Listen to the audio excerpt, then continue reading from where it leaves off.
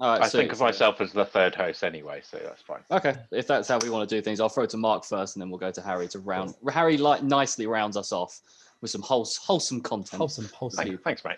Yeah, you got me and Mark who just chat shit, and then Harry rounds us off with a nice wholesome content. Oh yeah, a sensible Harry. Yeah. Yeah. Unless it's Cavani. That's accurate. Yeah.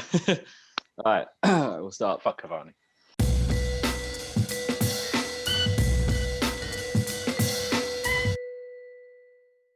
What's up, guys? How's it going? This is Footy Fetish Ep.8. We are on YouTube here and now Spotify as well, so don't forget to give us a little look over there. I'm with my man Mark. Mark, how you doing today? I'm good. Hello, guys. How's it going? Not bad. H, how you doing, man? I'm very well. Nice to see you all again. Yeah, it's been it's been over a week now. We normally try and do these on Tuesdays, but it's a bit later than that now, isn't it? Football's been a bit weird, hasn't it? It's just it's been on, then it hasn't, and. But yeah, no, it's been a FA Cup, and I never bother with the FA Cup. It does produce some funny moments, though. I know I should like it, but I can never be bothered with it. It's lost a lot of like its importance. It's esteem, yeah. But at least it's not the Carabao Cup. But yeah, so first thing, I guess what we're getting onto today is a bit of FA Cup, Mark. I know you and Harry sort of covered everything. While we're on it, we might as well talk about some of the. Yeah, we'll talk about some of the highlights of the FA Cup. You know, there was. One of the best highlights I think for me is Crawley Town beating Leeds 3-0. Yeah, that's ridiculous. They didn't just beat Leeds; they actually destroyed them. They proper beat Leeds, and you just don't expect it. Big old Mark Wright came on in a 90th minute as well. Yeah, pretty strong Mark Wright. Sorry, what was that, H? The Leeds are playing a lot of it wasn't Leeds reserves. They were playing some good players. Oh, really? Who? What? Who Leeds were playing? Yeah, just off the top of your head, you know. Well, I know they had Kiko Casilla in goal, who is a more than experienced goalkeeper. He used to play for Espanyol, I think they bought him from. Yeah, he was a beast for me on my Leeds FM career. He was an absolute rock for me at the back in the Championship. But yeah, no, Crawley beating Leeds. I mean, I've grown up all the way around near Crawley, haven't I? So yeah, it's kind of weird to see Crawley doing well. So yeah, it's a bit strange. I mean, it's pretty funny when they bought Mark Wright, but they don't. Yeah, they bought his brother as well, didn't they? I think he came on. Yeah. Oh, mad, fair play. I think Josh Wright. He's actually a professional football player, though, isn't he? Not saying that Mark Wright isn't, because I guess now he is. But but I think that's what he was doing anyway, wasn't it? Rather than obviously Mark Wright. I'm not sure. Possibly, I think I heard that or something. I think I heard that. I can't remember. It would make sense. But yeah, that's a mad one. I know Tottenham did absolutely spank Marine, was it? Marine or something? Marine? Yeah. Marine actually did not play badly at all. Yeah, but it's they got Bale on. What are you gonna do? Do you know what I mean? Like you see that meme of guy leaning out his window watching Bale play. Imagine that, the seeds. Oh. Yeah. Also, Conference North side Chorley. Oh yeah, beat Derby. Beat Derby 2-0. Yeah, it was Derby youngsters, but still, that's great. That is great. That's awesome. That is good to see. But yeah, fair play. Anything else of note? I mean, I watched the entirety of the Villa Liverpool game, and that was. Oh yeah, it was a bit of dead game, wasn't it? Well, the first half, even though we won 4-1, I'm surprised how well the Aston Villa under 12s did. Not gonna lie, they did so well. Oh yeah, I forgot it was their kids. I was literally watching the game with Becky, and I saw Aston Villa making a sub, but I'm like, he's just a child. He's a child. It's like looks like he doesn't even know what a shaver is. But no, they did all right in the first half, and it went 1-1. And then I can't believe I'm saying this, but Thiago had a great game.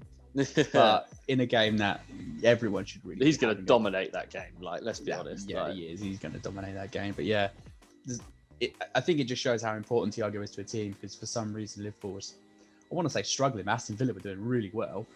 Yeah, but we couldn't really seem to get past their defense like the first half. I mean, he scored one goal, but then they got counter attack on us. You did win 4-1 at the end, so I guess it does. But that's because what I'm building up to, Alfie. Oh, my bad.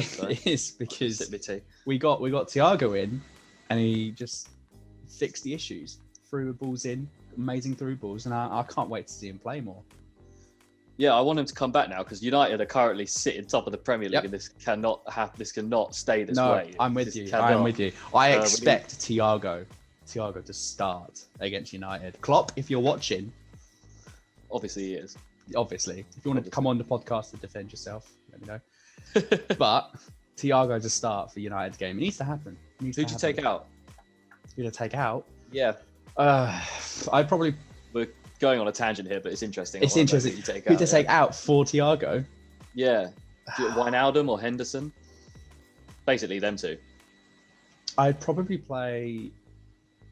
It's easy to say who I'd play in the mid. We obviously Thiago centre, then Wijnaldum and Henderson, with Fabinho dropping back to centre back role still. Oh yeah, well I guess I was just I was in my head. This is like full strength. You'd have Fabinho as that number 6. That's what.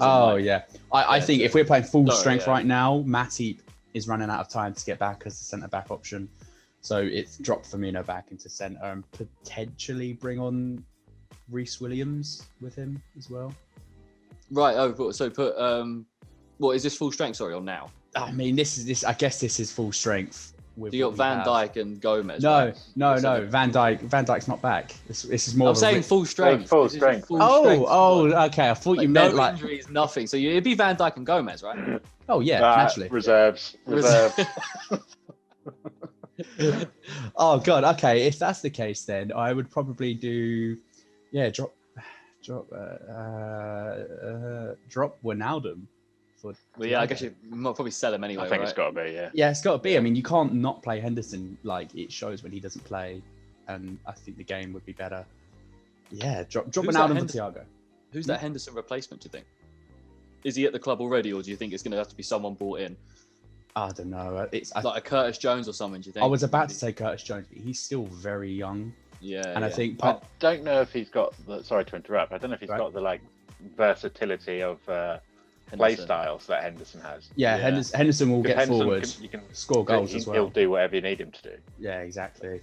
Yeah, I think Curtis Jones is a very creative player and a confident player, but I think getting back and defending, he just comes with experience, and potentially he could be a Henderson because he's got the passion and the loyalty to have all of that. But yeah, I think that comes with time, and it's something you either buy or develop, and it just happens.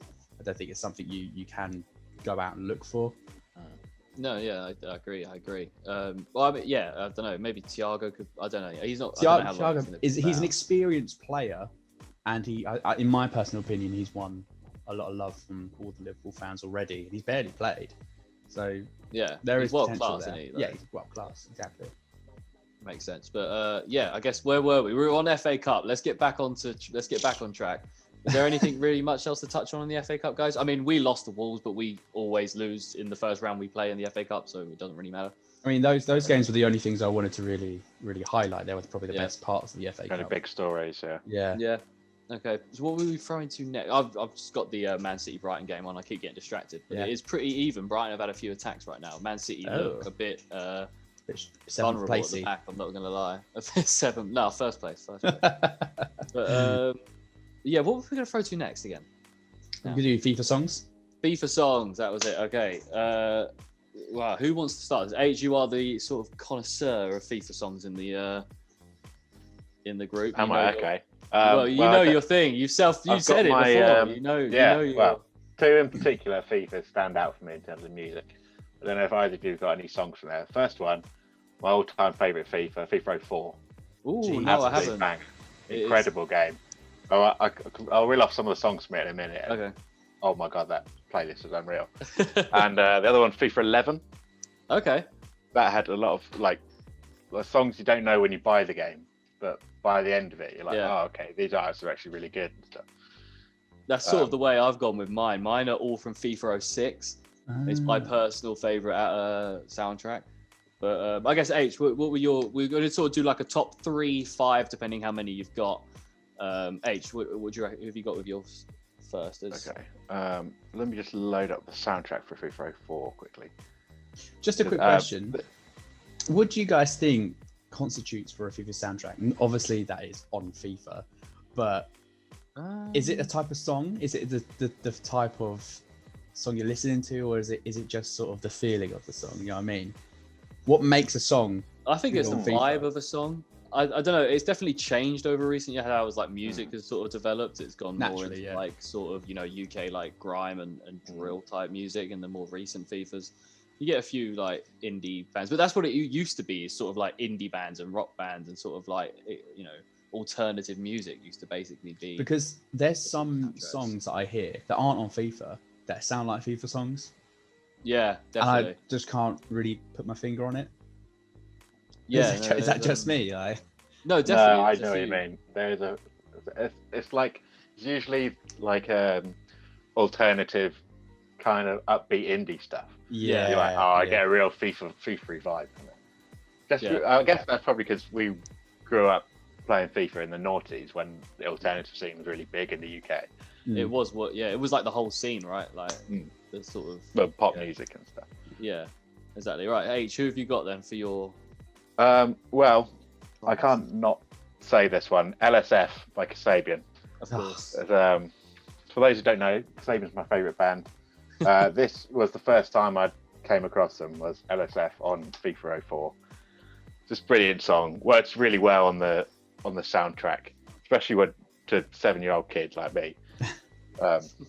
Those sorts of weird sounds in that song I'd not heard before. Yeah. But also in that game, you got Fool's Gold by Stone Roses. Great tune. Not the whole 9 minutes, I don't believe. No, probably like a radio edit, I'm assuming. Yeah. Jerk It Out by the Caesars. That always reminds me of SSX. Jerk It Out. I think that was one of the SSXs. I can't remember, but that's a band. Did I steal that from you, Mark? Yeah, I was literally, it was like number one. I was like, Jerk It Out. You haven't taken any of mine, which is good. Yeah, that FIFA for me was the one. Yeah. Also, Town Called Malice by the Jam. Oh yeah, absolutely. Nice. Yeah, it's a classic. Great tunes there. I mean, I don't know. I haven't got FIFA, the latest FIFA. Is that FIFA 20? I guess, or FIFA 21? 21. But yeah, I haven't got 21. FIFA 21, so I don't know what the soundtrack's like on that now. But it's decent. I've got one from 21. Oh, nice. All right. Well, we might as well lead straight into Mark then. Go on then. Okay, so starting off my list, obviously Harry's already called one out, which is it's worth mentioning again. Jerk It Out. Come on, it's pretty banging song. Untouchable, yeah. Then we've got No Problem by Chasing Status. It's like probably one of the first Chasing Status songs I was introduced to. What FIFA was that on?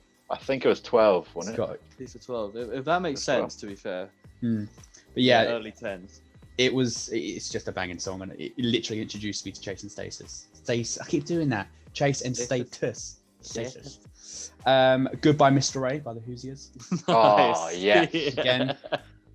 Again, probably introduced me to the Hoosiers as well. The lead singer of the Hoosiers. He's a Reading fan. He's from Reading. Yeah, he's a Reading fan. Yeah. And he played for the same youth football team as I did. Oh, nice. Not at the same time. Probably about 10 years before I did. But... you're basically best friends. So exactly. Yeah. Got one more, which is FIFA 21, which is Mice by H.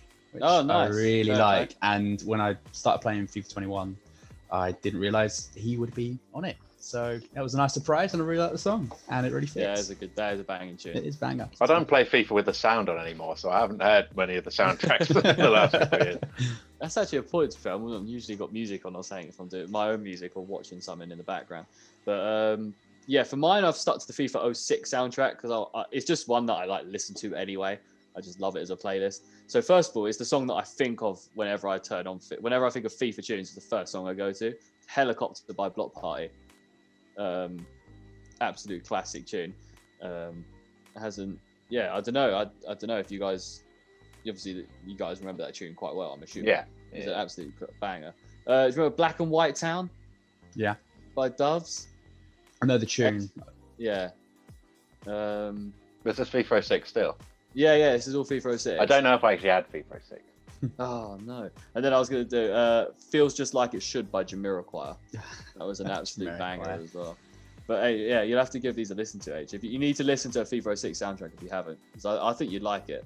It's got "Welcome to Jamrock" by Damian Marley on it as well. That's a banger. Oh, sweet. Yeah. That one. What else has it got? Oh, he's been going a lot longer than I realised then. Yeah, man. Daft Punk is playing at my house by LCD Sound System. Do you know that tune? You'll know it if you've heard it. I've not really listened to LCD Sound System much. Oh, I think I did. Although he is on FIFA 11. He does have a song on FIFA 11, I Can Change. Oh, nice. But yeah, no. But they're my three sort of ones that I like. I don't know why. I think FIFA 06 is just the one that I played the most. It's got the Rooney and Ronaldinho on the front when he was at AC Milan. Oh my god. Yeah. That was I think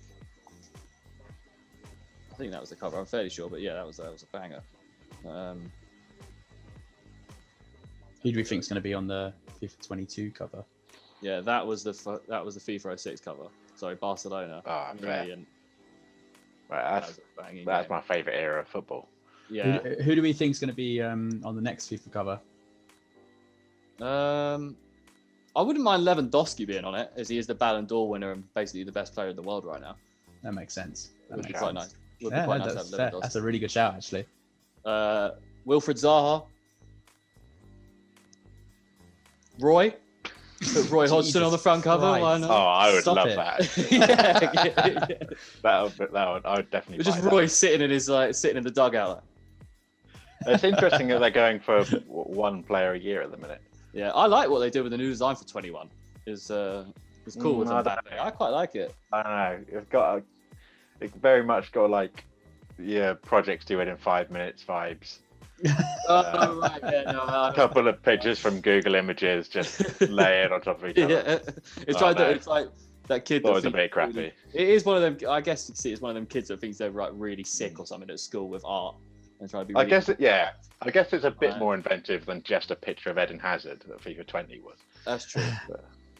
That's true. Yeah, the FIFA ones were a bit bad when there was just a player like standing there, and it was like the different color backgrounds. So they had for like the Madden and then like the NHL and that was rubbish.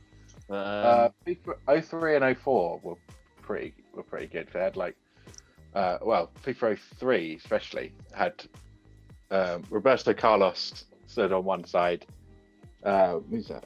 Ryan Giggs in the middle, and then Edgar Davids on one side. Oh, that's a banger. And then FIFA 04 had I think this is the one I like coming out. In the middle, Thierry Henry. On the right, that's Ronaldinho, and on the left, Del Piero. Yeah. Coming out at like different angles. I do like that one. I'm looking at that now. I like one of my favorite is 05 with Vieira, Raul, and Shevchenko. Oh yeah, that's nice. Cool Standing 1 and 2 actions. I remember that one. I remember that one because I played that FIFA a lot because that was one of like the only FIFAs I had back in the day where Palace were in the Prem. We had like Andy Johnson, Wayne Routledge, like Sean Scannell, Danny Butterfield, all these that. I had that on PC and I couldn't figure out how to shoot for ages, so I had to figure out a system of scoring with through balls. It took me a couple of weeks before I scored. Scoring with through balls. I had to get really close to the goal and just like poke it past the keeper. Well, that's all the scenes through that torture. Right. That's jokes. Yeah, I missed Naughty's football actually. No, we were saying that Naughty's football was just the best time, man. It really was. That was the one. It was the one. Well, I was just looking at some of the other FIFA pictures there, the game covers. Yeah. Mostly full of Ronaldinho. Just dominating, and then Wayne Rooney for a long time as well. I think there was like a 7-8 year spell of Wayne Rooney being on the cover. This is insane. Just guess it shows how good he is, or good he was. His ugly. Oh, yeah. We get his ugly mug on the games like or whatever. Ridiculous. But he was a baller, wasn't he? So it only makes sense. But going on. I don't know if we want to stick on FIFA soundtracks and covers for any longer, but I was going to take you guys through some transfer rumors. Yeah, I've been having a look today. There's actually some quite interesting ones out there. I don't know if it was on this podcast. This isn't a transfer rumor. But I don't know if we said it on this podcast or if it was on the group chat. But we were sort of talking about Chelsea and what they should do with Lampard. And I think one of us was saying about how they should bring Avram Grant back as a joke. I think it was either on the podcast or on the group chat. But Abramovich is considering bringing him back to be Frank's assistant to help him. I don't know. Can it get any worse? Well, I mean, Avram Grant is like by points per game, he's the best manager Chelsea have ever had. I think it'd be a really good idea. Yeah, I don't see why it's quite wrong. interesting. I just thought it was quite funny. Frank and Abraham obviously know each other already. Yeah, played under him. Frank needs to help. Yeah, he definitely needs help right now. It's a good show of support from Abramovich to Lampard. It's like, I want to get you the help you need rather than just sacking you off. Yeah, maybe looks like they want to stick with Frank a little bit longer.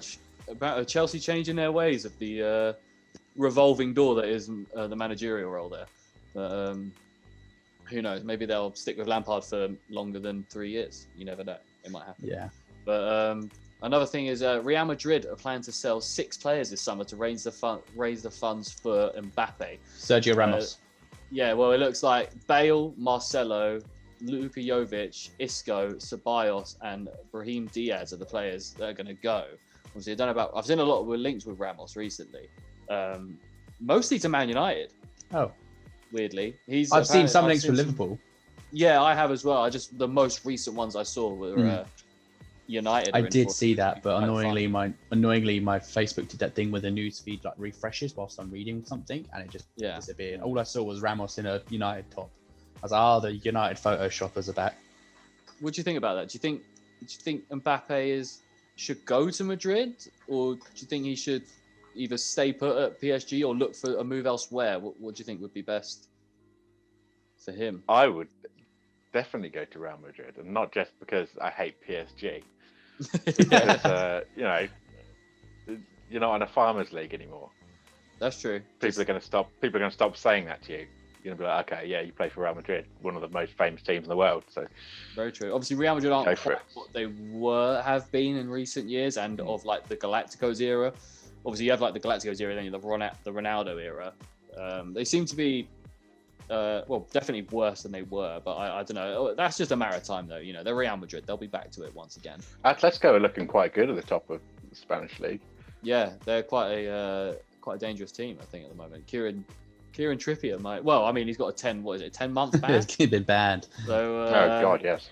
So yeah, I don't know. I know Man United were looking at Kieran Trippier before the 10-month ban hit, which I don't really get because they've got Wan-Bissaka, who they spent 50 million on from us. I know he's a bit raw and he needs to get better on the ball, but I mean, Trippier is definitely not a better defender than Wan-Bissaka. He's more consistent, I'd say. Yeah. I think, going forward, I'd definitely rather have Trippier than Wan-Bissaka. But I think defending at the back, I'd rather have Wan-Bissaka if they're going to just be inputting tackles and making them last-ditch efforts. But a bit of bias, obviously. Atletico are 4 points clear of Real Madrid, and with 2 games in hand as well. Wow, jeez. It'd be cool if Atletico could win the Liga. How Barca doing now? Because they had a pretty rough. They are third, 3 points behind Real Madrid, and 7 behind. They brought it back. Any games in hand or anything? Or no, Barcelona and Real Madrid are on 18. Atletico are top, 4 points clear with 16. That's mad. That's mad. That is mad. I rate that so much. But yeah, so Harry, you're firmly in Mbappe to Real Madrid's. Oh hell yeah! Yeah. Revival of the team. That'd be quite interesting. Mark, where do you sit, man? I know you'd obviously love to see him come Liverpool, which could be a realistic thing. Yeah, thinking about it, see, Salah recently has spoken about his unhappiness, I say, or discomfort with not being named captain against Maitland when we were already through to the Champions League. But whatever. It's a weird thing to get. I know. Yeah, we gave it to Trent. It was a free game that we had to play. So we gave it to Trent, which I think is a better boost for his confidence than anything. And well, to be fair, I've got to say I probably would have given it to Salah over Trent if it's on the team sheet right now. I've got to say. Yeah, he is the more senior player. Yeah. I don't like that. I don't like forwards being captains. No, why? I don't like it. What's that? That's that. I think. Yeah, probably is. But defensive minded, you're at the back. You're seeing the whole game happening in front of you. I think when you're an attacker, you just want to have your mind clear, just going for creating stuff, not worrying about the defensive positioning. You don't want to be thinking about that. You just want to be finding space and stuff.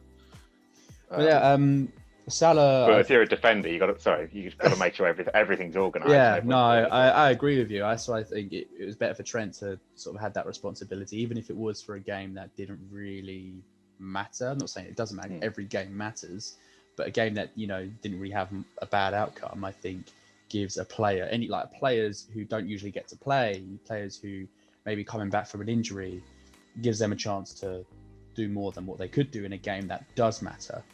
Yeah. So I think giving it to you, but anyway, we're going off a bit of subject here, but we like to do it. Cool. We like to do it. We like to, if we get something comes to the mind, conversation.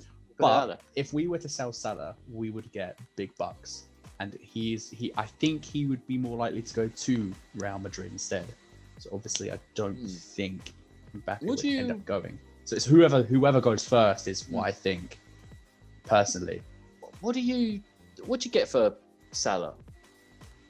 What do you think? At the moment, I don't actually know. Like, it's kind of hard right now because the market's a bit. He's older. Yeah, he's older, but he's good. Of course, yeah, he's quality. But I'm just thinking, like, it'd have to be a team that's got a lot of money that wants to win now.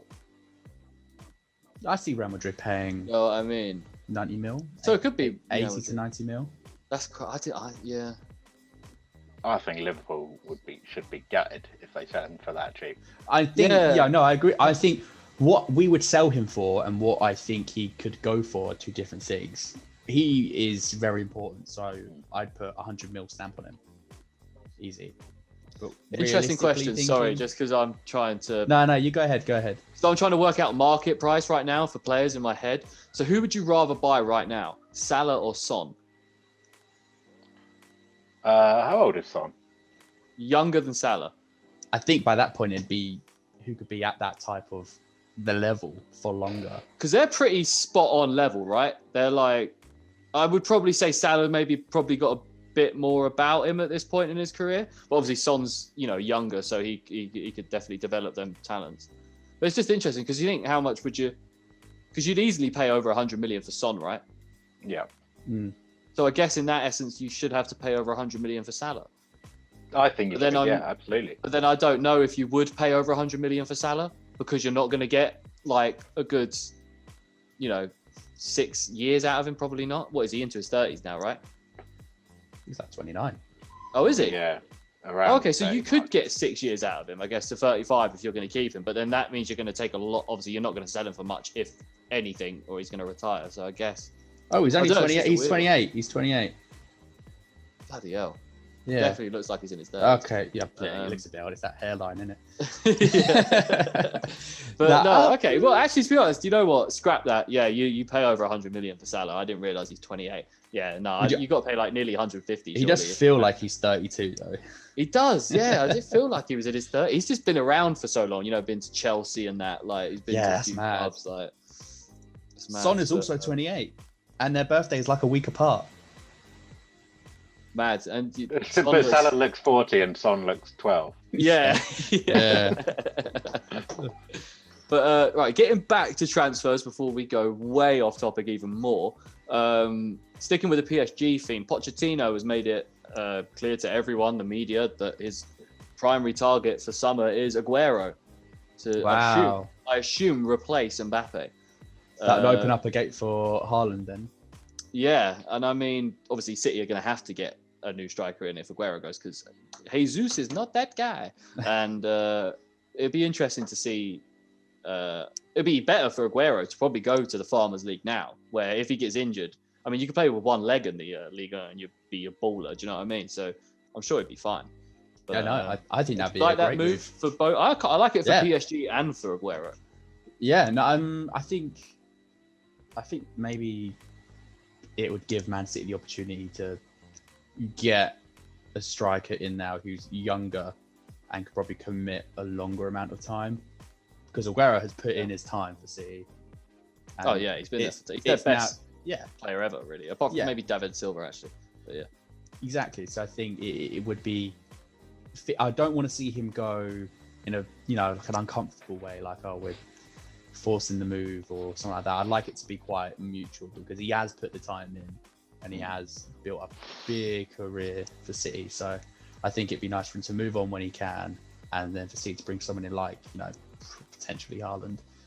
You know, Yeah, a young player. I don't think there's anything he could do besides going to Man United, which will make the City fans stop loving him. Yeah. Oh yeah, definitely not. I mean, yeah, he won them their first Premier League title. The famous, one of my favourite moments. Really late goal. Oh mate, it's one of my favourite things I've ever seen against QPR.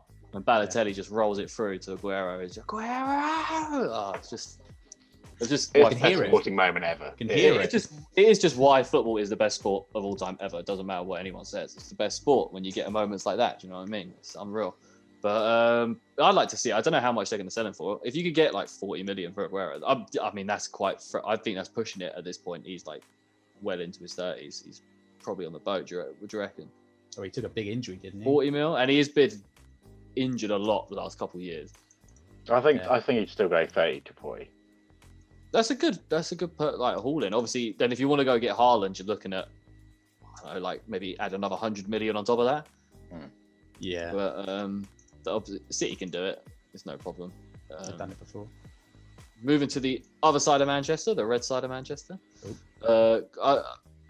It's a player going out of Manchester United. Timothy Fosu-Mensah has completed his permanent move to Bayern Leverkusen. Ooh. Which I actually really like this move for him. I forgot about him. Yeah, he came on loan to us for a little while, for a season, and then didn't really do anything, to be honest. But I like that. It's 1.5 million as well, which I think is a great purchase for Leverkusen. Let's get it right in the Bundesliga. Fosu-Mensah could definitely be a weapon for a team. So yeah, I think Leverkusen have actually made a steal there. I don't think Man United fans will be too sad to see Fosu-Mensah go. I mean, he doesn't get in the team, really right? See him play. Right. That's it. But, he's 20. I just looked. He's 23, so he's still quite young.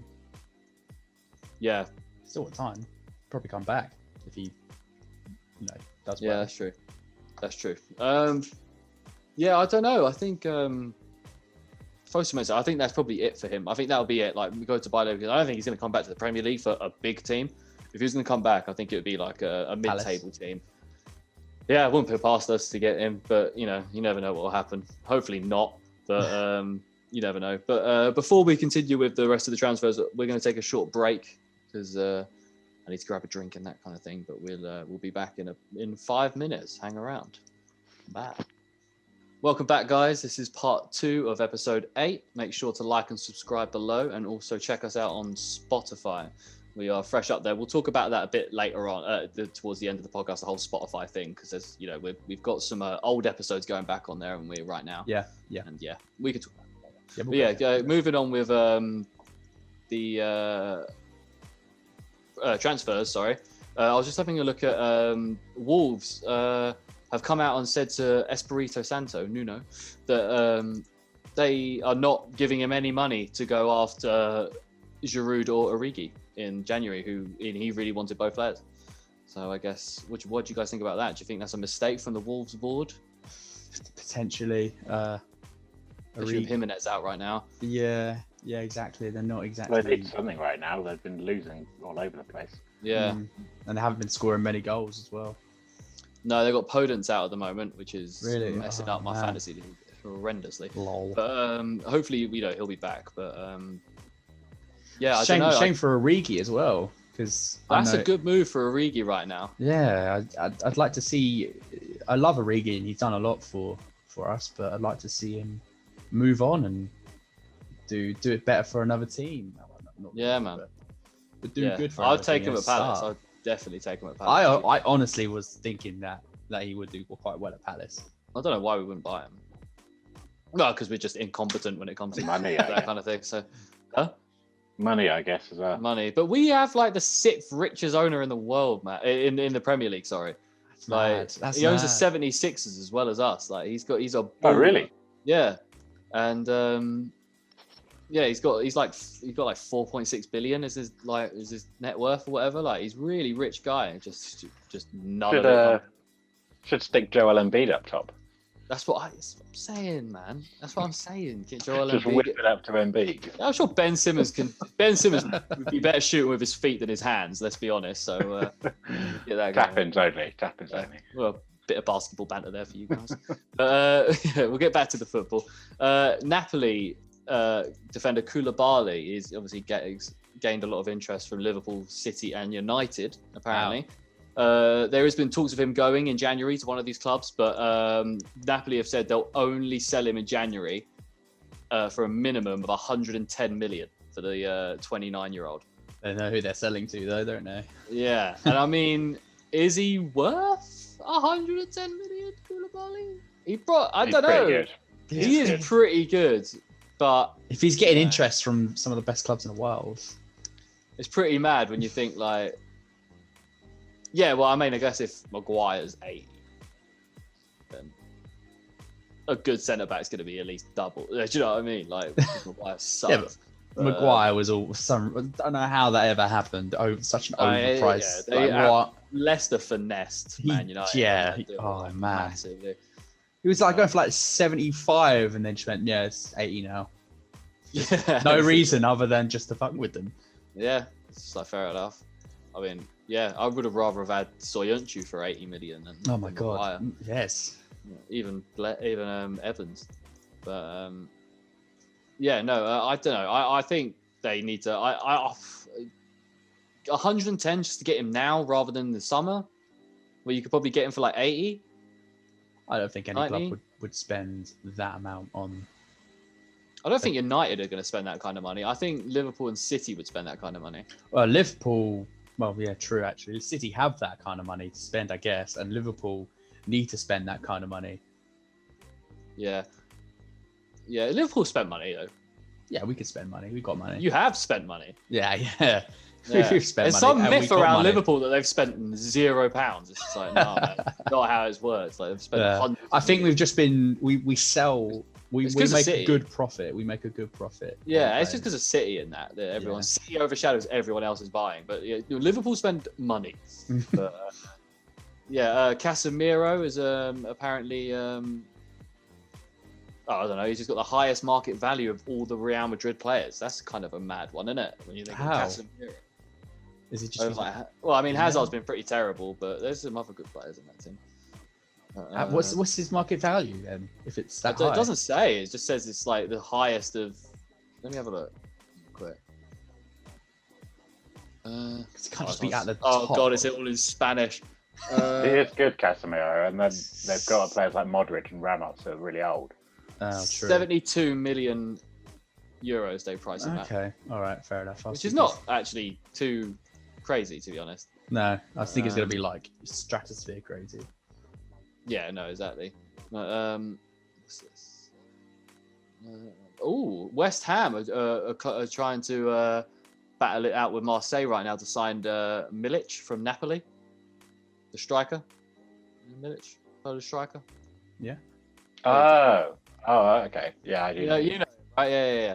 But yeah, no, that's it. Ooh. I think he's okay. I've seen him play a couple of tournaments. I've never actually seen him really do that much. Yeah, but I don't. Obviously, just one of those players who's better at club level. Yeah, no, that's true. But I've seen Tomori to Newcastle potentially from Chelsea. That could be that's a good move for him, I think. Be a good signing for Newcastle, yeah. I think it's been again, another player I would love to have at Palace, but it's just never going to happen. Tomori. It's been fairly quiet. It's been a quiet one. I'm trying to just pick it out. Like, I mean, there's been. What was this one? Yeah, we were saying in the last podcast that Chowdhury to Newcastle has been hotting up as well. Apparently, that actual move, which I think would be really decent. good. Yeah. Zaha to AC Milan. Don't personally think it's going to happen this transfer window. Will you ever get rid of Zaha? Will it ever happen? I don't know. But I don't really care either way, to be honest. If we keep him, he'll be a legend, and if we sell him, we'll get a lot of money for him. And it's win-win. Yeah, true. Win-win. Do you know what I mean? So I don't really care what happens. But do you need to? If you sell Zaha, do you need to replace him immediately? Yes. Okay, fair enough. If we sell him, we have to sell him at the beginning of the summer transfer window to give us the entire time to find suitable replacements. I don't know if just using the money for replacements is the best idea, though. You can use it to spread the squad out a bit. Well, that's what I'm saying. Like, it wouldn't be like I mean, replacements in terms of like actually bringing in players with the money that we spent for Zaha, we got for Zaha. I think so. I think it wouldn't be one guy. It'd be like 2 or 3 players that we bring in. Hopefully, younger players to build up their potential. I don't know. I listened to Jamie Carragher's podcast the other day. He had Zaha on it. It's actually quite interesting. Oh, nice. To listen to. That's cool. But he was saying that it seemed, and what he's saying is this has been one of out of the last few years, this season and this year, he feels way more dialed in and passionate about Palace, because obviously there's been so much transfer speculation around him. I can understand why his head's been all over the place. I can completely get it. But I think he's sort of come to that, like, I don't know, if he is to stay and see his career out of Palace, I don't think it's the end of the world. But I know that he does want to go on and win something, and that's completely fair enough. Like, to win some silverware before he retires, and that's fair enough. But yeah, I personally don't think he'll leave. I think he'll probably stay. Probably end up having, if he stays and finishes his career with us, he'll probably end up having a statue outside Sellers Park. Would not surprise me. I think he is probably the best player that's ever played at the club, including Ian Wright. That's saying quite a lot. I personally do think, as a talent basis, I think Zaha's a better player than Ian Wright. But well, at Palace anyway. This is what I'm saying. Even Neil Shipley. Even Sean Scannell, mate. James Scowcroft. Oh God, you're bringing out some absolute gems. He's right up there with Andy Johnson for me. What a baller Andy Johnson was. No, not Adam, Andy. Don't get it twisted. Andy Johnson was an assassin, and Adam Johnson is a nonce. But we'll move. But that's sort of it really for transfers. I've seen it was Jadon Sancho to United is still being discussed. Also seen Jack Wilshere might be signing with who is that? With Bournemouth. Oh, was that the guy who was supposed to Jack? Well, Jack Wilshere. Yeah. But I'm thinking, is that the guy who got tweeted by Hitch in Town, the place where I'm at? Yeah. Oh, I really wanted that to happen. That would have been so funny. Which was quite interesting, but apart from that, it's been pretty quiet. Jesse Lingard's looking like he might be going to Nice. Yes, which not could bad be interesting. But yeah, there's not been much. I mean, one thing I did want to touch on was the whole, I don't know if you guys saw it, but Eze, the controversy around Eze going to the QPR game. No? So Eze went to QPR game for their FA Cup game. He was invited by the club, obviously he used to play there and stuff. Under the condition that he complied with COVID-19 protocols and returned a negative COVID test. He did all of these things. He didn't wear a mask while he was sitting there during the game. And this has caused an outrage from people. And have called for him to be fined and banned, which... I think a ban's excessive, but I definitely should be fined, yeah. So this is where I come on to. Hodgson has come out today. This was a couple of days ago. Hodgson's come out today saying there is no chance of a ban, but we have fined him. Yeah. Which is, I think, is a perfect way to describe it. But for all you Karens out there, right, that think that he should be banned, just go do one, because we all know that you aren't sticking to the COVID rules, right? There's so many people out here that are not sticking to the COVID rules, just because football players. Do you know what I mean? If anything, have a look in the mirror, all right? Stop dragging these 22-year-olds who say, they're role models. He's 22 years old. Leave him alone. Do you know what I mean? It was careless. It's careless, and I get it. He's been fined. Of course, he's careless, and he should be fined, and he has been. It's been dealt. But people saying he should be banned and all this stuff. Like, leave it out, all right? You are no angel yourself. Do you know what I mean? But think of everything he'll probably have to go through health-wise anyway. Like, not wearing a mask on a seat he probably isn't allowed to move from. He's restricted as probably more than anyone in England. I'm looking at a photo of him right now with his zip like in a hoodie and a big coat done up. He's literally like this, just sitting in the chair. Like I think people just want to see people in that position be made an example of. Yeah, of course. It's jealousy. Yeah. And it's like this whole role model thing. It's like, bro, he's 22 years old. Do you know what I mean? Just like allow it. Just leave him alone. Do you know what I mean? He's still learning who he is. Did it? If Zaha did it, I'd be like, exactly. What about Carl Walker, man? If we're going to throw out bans, let's throw out bans to Carl Walker. He does something horrific every day, it seems. Is it Mendy as well? Yeah, man. I want a big booty Latina at his party. Come on, son. Like, Jesus, Eze went to watch a football game. I hate people, man. I hate people. They suck. Unless you watch this podcast. I love you, but I just wanted to touch on that. It's just Facebook. I just hate I just saw it on Facebook. You know, all these people, that come out that are the absolute angels, have never done a thing wrong in their life, coming out and throwing them under the bus. It's like, leave it out, man. But yeah, no, I just want to touch on that. I just wanted to say my piece on that. But got a bit hot in here. But moving on. I guess that's all the transfer news. There's not really been much. It's been quite a boring week in terms of transfers. Hopefully, over the next couple, it's gonna pick up a bit. We'll see some sign-ins. I'll keep you guys updated, obviously. But yeah, I don't know. January is always a bit of a slow one, isn't it? For transfer. Yeah, I just want like one big transfer. That's all I ask for. I'm looking forward to the summer with Trevor. Covering the summer transfers is going to be well fun. So it's going to be mental. We have to do like a couple episodes a week, maybe. Yeah. But yeah, no. Moving on. So what are we going to do now? You obviously, Mark, you've got your team of the year, right? Team of the year, and we can break this down nicely. So this, I think, is just FIFA team of the year. So I've been seeing a lot of people. Oh, I've got you. Not your like. Yeah. Not just like, let's give a team of the year. So there's been a lot of people. You can now vote your team of the year on FIFA, and we are all avid fans of FIFA. And I thought we could apply it differently, because obviously when you do FIFA team of the year, you're kind of just picking the best cards. And right. You know what I mean? You're kind of just picking the best players when you're playing a video game. And your chemistry with the rest of your team. Yeah, so for this team of the year, I think what I've looked at is both realistically and in the game. And I think we could really make a good team here.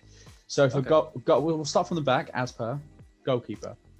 Now, naturally, my instinct is to put Alisson in there. But what are the other nominees? Well, this is more of just an open discussion. Oh, just an open discussion. I thought Courtois was on there on the list. But... Yeah, that's fair. I would like to also throw in Edison. Edison, okay. Yeah, I think Edison's been good. Good goal, yeah. Oblak. Yeah. Atletico Madrid goalkeeper. He's just been like one of the best. He's been a top 3 keeper for like low key for like years now. I've put Neuer. Oh yeah, he has had a good year, man. He has had a great year. Because I just expect like this level from Neuer, and he just delivers it. I just ignore it. He does what you expect, because what you expect is the best in the world, and then all these other keepers doing better than really good. You're like, oh wow, he's. I guess if we're gonna go for, I guess if we're gonna go for like everything, all into one, including winning and everything. It's probably got to be Alisson or Neuer, right? Premier League and then your Champions League. Naturally, yeah. So, I think those are the 2 keepers at the top of their game right now. And I think for me, as much as I hate to say it, I think Neuer edges it. I was going to say Neuer because they did win the Champions League, and that you've got to put some respect on his name. Yeah, and also we're going to have more Liverpool players in this team. Yeah, let's have someone that isn't a Liverpool player. Exactly. Exactly. I did have that thinking going forward. Yeah, we'll go with Neuer. All right, let's just get it out of the book. Right back, Trent. No Liverpool players. I'm not doing it. Okay? All right. I'm going to swerve them on every position. Oh, this is where I don't agree. This is where I don't agree. That's fine. That's fine. That's why I wanted to bring this up. Oh no, it's fine. Right back. I forgot. This person that I want is a left back. So. All right. Yeah. Fine. We'll come to that argument when it comes to it. Harry, do you have any? Oh yeah, no, Trent. That's fine. Yeah. Fair enough. Cool. Can't really argue with that. Centre back. This is where I think it gets a little. Obviously Van Dijk and. But who is that and? Who is that and? Or Michael Morrison there. I put Ramos. I think Marquinhos is quite a good shout from PSG. He's been solid, but obviously it's the Farmers League. We've got to take that into account. True. De Ligt. He's kind of. He's been good. He's been very good. Great. Yeah, he's been better than when he first signed there. He did have quite a rough start, but he's gotten much better now. But I guess, yeah. I'm looking at a list of nominees here as well. Laporte, but I'm not going to put Laporte in there. I don't know. I guess Ramos. I think he's just proved himself, and he plays for.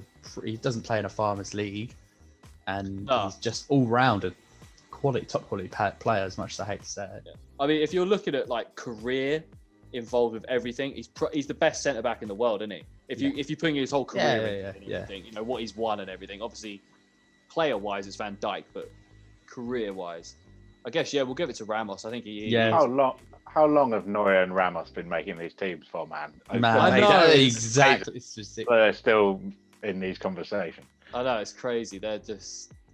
Yeah, they're not human. Basically, these people. Do you know what I mean? They're not. Human. They're animals and monsters, machines. They're like, they're like LeBron James in the NBA. Do you know what I mean? They've been doing it for years. They're just Ramos. It looks like as fit as he did when he was like 20. Do you know what I mean? Like body weight. Like he's a baller, man. He's going to be around for a long time. So you reckon? Yeah, I think so. Probably, hopefully, to the Premier League. I would love to see him in the Premier League. Yeah, man, that would be quite insane. A lot more red cards than the La Liga. That'd be great. Yeah, that's what the Premier League needs. Is another. Yeah, we need some. We need more. We need arseholes, man. We need some arseholes in this league. But yeah, no. All right, cool. So we'll go for Ramos and Van Dijk. I think that's fair. Left back. Okay, so I think obviously you're going to say Robertson. Mine's Alphonso Davies. Yes, that's who I've got as well. Yeah. Cool. Nice. Well, there we go. I really want to get him in this. I love Alphonso Davies. No, I think he is great as well. And unfortunately, he edges it over Robbo for me. Yeah. Harry? That's fair. That's fair. Yeah, fair. Okay, I'll go with you. Nice one. In the mid. So I've just realised, what formation we doing? Oh, I've kind of gone for a 4-3-3. 4-3, yeah. I've not really, I'm like in centre, I've just put Kimmich. Oh, yeah. Anyone? No, I don't say any. Yeah, Kimmich. Okay, fair enough. He's just a top quality player, and I don't think there's anyone who does it better in the position in the world right now. Nah. He's literally like, they got rid of Lahm and they replaced him with Lahm 2.0. Like, I don't know how they've done that, but yeah, it's unreal. Kimmich was a fullback for a while as well, wasn't he? He was their right back, yeah. Literally how Lahm's done it and then moved to the centre mid. Yeah, they've clearly got something down where you learn the basics here and then you move here and you apply more on advanced level. It's the best culture in football, like club-wise in the whole world. It has the best culture around the club. They're winners and they'll always be winners. Bayern Munich. They'll never have a down period, I don't think, ever. Dominant team. Yeah, in Europe as well, I'm saying, not just in the German league. Like in Europe, they'll always be in that conversation, I think. But yeah, ballers. But okay, so we got Kimmich and then two more. This year I get a little bit difficult because I want to put Thiago there as well, but I just think there are other people who've done it better for longer. Okay, assumedly De Bruyne's in. We're going for De Bruyne as the other spot. I had De Bruyne in there as well. So the last spot really is like up there for like Thiago, like Bruno. Bruno, I have up there as well.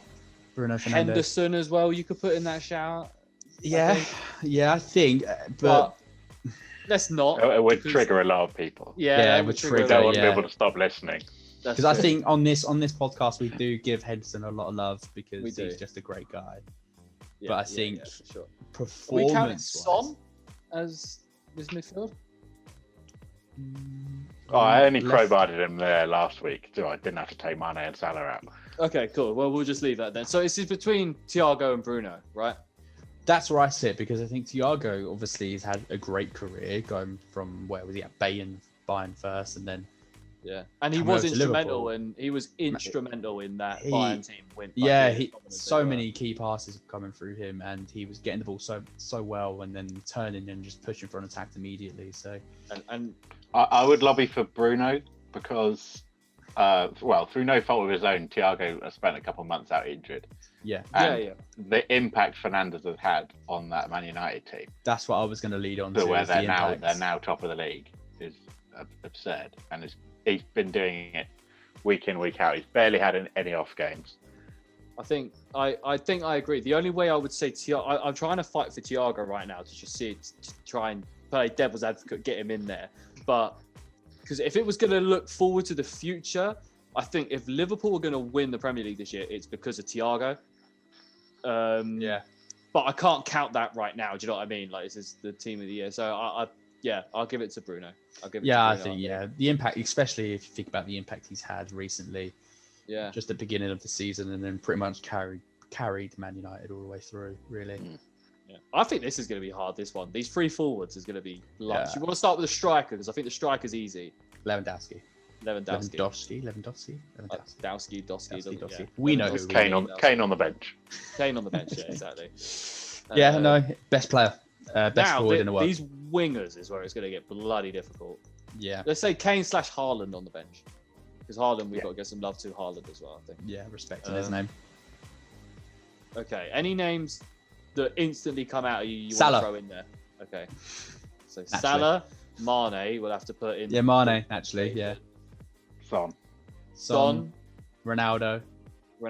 Can I throw in Jack Grealish? In the World Team of the Year? Yeah. I think he was on our benches last week for the Premier League Team of the Year. Was he on our bench? Yeah, he was on our benches, yeah. Damn it! Not Jack Grealish. Sterling? I have not seen much of Sterling recently, though. Starter last season, he was absolutely unreal. Yeah. I don't think he kept it up for the whole year, really, did he? Like this season, I've not really heard much of him. No, that's fair enough. I've got another winger option. So we got so for off.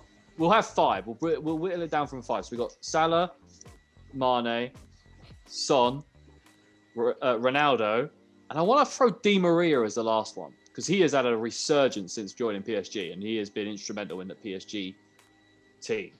I would put Messi in it, but obviously there's so much stuff going on with Messi right now. Messi's nowhere to be seen. His head's gone at Barcelona right now, so we can put him in there because kind of have to.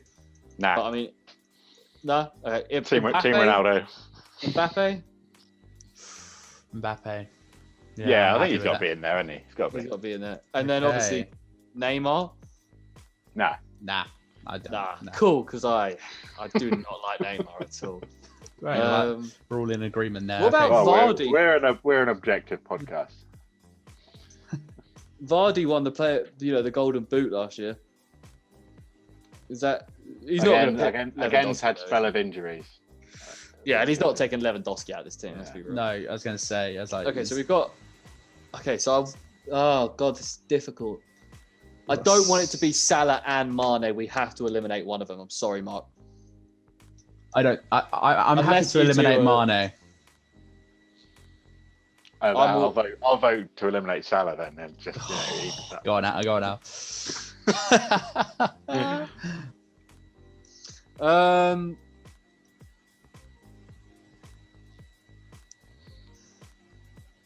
We'll have to eliminate Salah. Oh! I was just thinking. I was trying to think, because Mane is the better player, isn't it? And I was thinking, but Salah's had the better season. I was like, oh no, wait, he actually hasn't. Mane has still had the better season. They're so close, right? It's literally like that and that, right? When you're talking about it, it's not exactly like it's some big margin. Any one of them could score at any. Yeah, exactly. So it's not some big thing, but we'll scrap Salah out. We'll keep Mane. All right. In fact, I do think Mane should be on our right. I'm keeping track of this, by the way. Hey, shall we? Okay, so we got Mane as a finalist. Okay. Okay, so yeah. Or do we want to bank Mane in on the right already? We'll keep going. Because Son, I do like Son. Do we want Ronaldo in this? I mean, you can't. He's so good. Ronaldo is just you. When you expect Ronaldo to have a down season, he somehow does multiple things better than anyone's ever done. I'm just having a look at his just stats. Jumping alone. Oh god, yeah, Jesus. He's the GOAT for me. He is the GOAT. Yeah, I think it'd be rude not to put Ronaldo in. Oh yeah, we have to. I've just looked at his things. It's like this year was 13 matches, 15 goals. Last year was 33 matches, 31 goals. I guess he's got to be in it, really, hasn't he? Yeah, it's Ronaldo. Okay, so Ronaldo is going to be on our left, and then I guess what is it? We have to talk about Son and that, right? Yeah, but then is he getting over Mane? I think possibly maybe Mbappe, Well, over Mane. possibly. Regardless of he does lose points for the Farmers League. Yeah, big points. And yeah, significant points because Mane. Well, we all know Mbappe would still be sick of the Premier League. Yeah. But I don't know if they bottled the Champions League, because can you bottle a game against Bayern Munich? But they went to the Champions League final, but they didn't win it. So I don't know what. I would say they were probably the favourites as well going. Yeah, into they the were. game. Yeah, somehow actually, I don't know how that is possible, but I don't know. That's quite difficult. I don't know who to put in between them two. Sorry. I think I choose Mane. Because on the other end, Tottenham have also gotten themselves to the final against Liverpool and lost. Yeah, but that was season 4. Oh, but if we're taking a lot into account here, obviously PSG have done it recently, which is fair enough. Yeah. Fuck, I don't know, man. This is hard. I think scrap Son, because there's so many more names. I think. Yeah. Just better. Yeah, I don't think Son makes it either. So it's really between. So we've got Ronaldo locked in on the left, and then Lewandowski through the middle, right? Yep. So right is really between Mbappe and Mane, right? And Di Maria, but let's scrap Di Maria. If we're scrapping Son, we're scrapping Di Maria. Yeah. Damn, that's tough. We're gonna have to put it to a vote, man. I'm happy to vote Mane. You know, I'm happy to vote Mbappe. Seems a concern. Oh, okay. I was gonna say Mbappe as well. I'm not doing that to be an arsehole. Oh, I thought that'd be the other way around. Alf, do you want to flip a coin? Or do you want me to flip a coin? I haven't got a coin here, so yeah, it'd have to be you, man. I'll flip this cap, whatever it is. Okay. Divot side is Mane. Undivot side is Mbappe. Divot side, Mane. Mane's in. I'm happy with that. I'm happy with that. Weird, but yeah, okay. So, Mark, do you want to run us through the team quickly from keeper to striker? Yes. So, goalie, Neuer. Nice. Right back, Trent. Centre back, Ramos.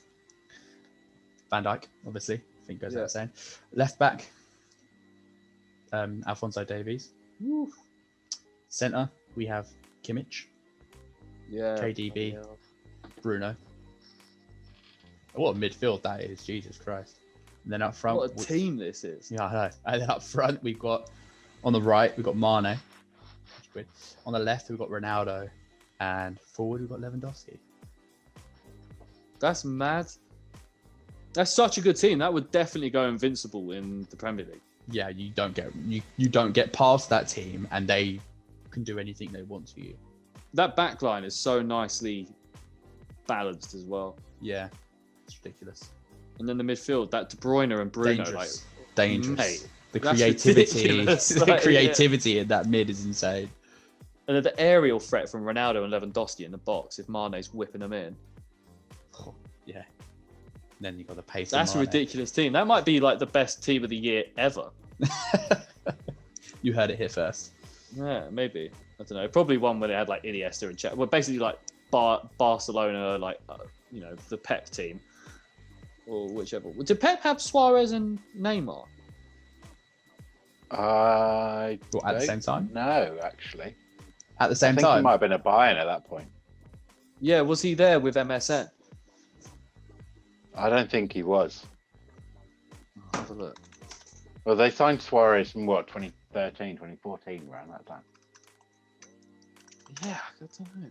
Maybe even after that. I'm pretty sure Pep was at Bayern before Suarez went there. Yeah, I think he was actually. Most of Pep's years, he had like David Villa. Yeah, David Villa, Pedro, and Messi, wasn't it?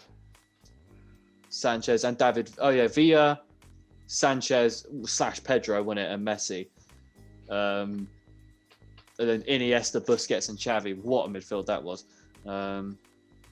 Jesus Christ. And Abidal, Eric Abidal, do you remember him? Baller, Puyol, one of my favourites. Danny Alves.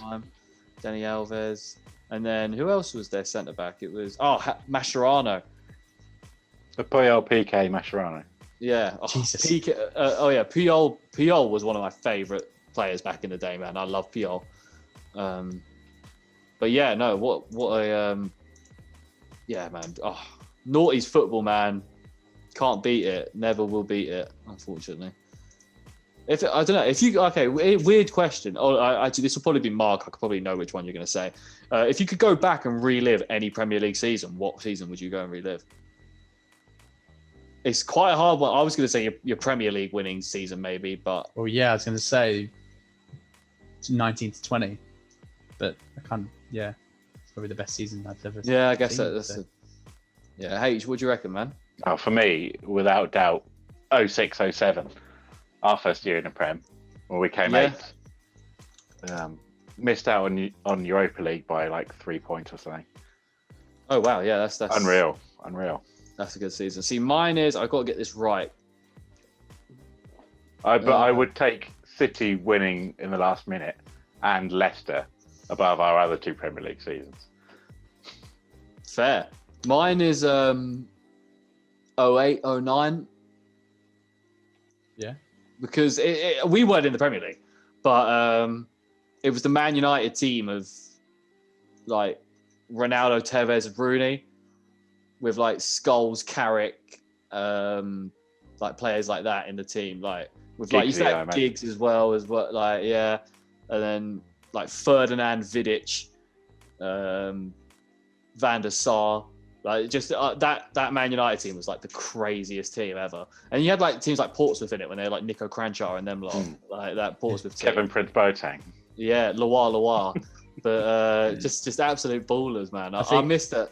Another one for me that I thought if we're talking about memorable, would be when Leicester won. Was that 2013-14? It was 15-16. 15-16. Oh, the year out.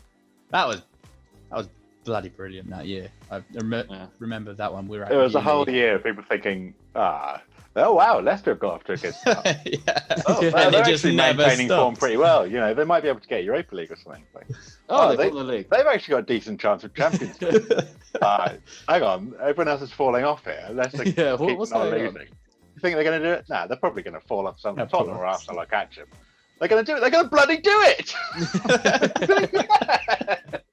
Absolute scenes. What a goal hazard. I guess if we're going to go back to a Palace season that I would like to go, it would be 14-15 when we came 10th. Man.